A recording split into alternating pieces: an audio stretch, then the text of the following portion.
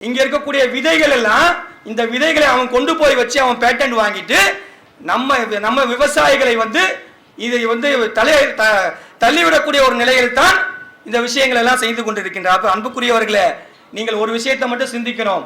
நம்முடைய நம்மாழ்வார் ஐயா சொன்னார், என்ன சொன்னார்னா, விதை என்பது இந்த எதிர்கால இந்த நாட்டினுடைய எதிர்காலத்தினுடைய பேர் ஆயுதம் என்று சொன்னார். என்ன சொன்னாரு? பேர் ஆயுதம். நீங்கள் விதைகளை மட்டும் விட்டுட்டீங்க அப்படின்னு சொன்னால் இங்க நீங்கள் உணவுக்கான வழியை நீங்கள் பார்க்க முடியாது. பசி என்பது உணவு என்பது பசிக்காக மட்டும் நம்ம சாப்பிடுறதா? நான் கேட்கிறேன்.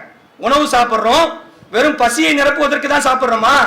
உடல் ஆரோக்கியத்துக்காக சாப்பிடுறோம், நாளைய எதிர்காலத்துக்காக சாப்பிடுறோம்.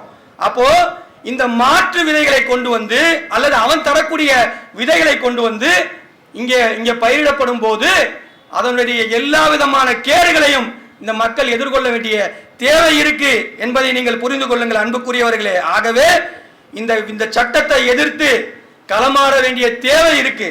விவசாயிகள் அனைவர்களும் ஒன்று திரண்டு போராட வேண்டிய தேவை இருக்கு. ஏற்கனவே 3 வேளாண் சட்டங்களை கொண்டு வந்து வைத்து 3 வேளாண் சட்டங்களும் விவசாயிகளுக்காக விவசாயிகளுடைய நன்மைக்காக தான் நாங்கள் செய்கின்றோம் என்றெல்லாம் பெரிய மார்த்தட்டி கொண்டது ஒன்றிய அரசு. ஆனால் 761 பேர் உயிரை கொடுத்து அந்த சட்டத்தை ஒரு இன்ச்சு கூட முன்னாடி போக விடாமல் தடுத்த கூட்டம் தான் நம்முடைய விவசாயிகளுடைய கூட்டம். ஆகவே இந்த விதை மசோதா என்பது ஏதோ விவசாயிகளுக்கு மட்டுமான பிரச்சனை அல்ல. தமிழகத்தில் வாழக்கூடிய உணவிலே கை வைக்கக்கூடிய ஒவ்வொரு நபருடைய பிரச்சனை. அப்ப இந்த விதைகளை இன்னைக்கு இல்லாமல் ஆக்குவதற்காக இந்த ஒன்றிய அரசு கொண்டு வந்திருக்கக்கூடிய சட்டத்தை நாம எதிர்த்து நிற்க வேண்டும்.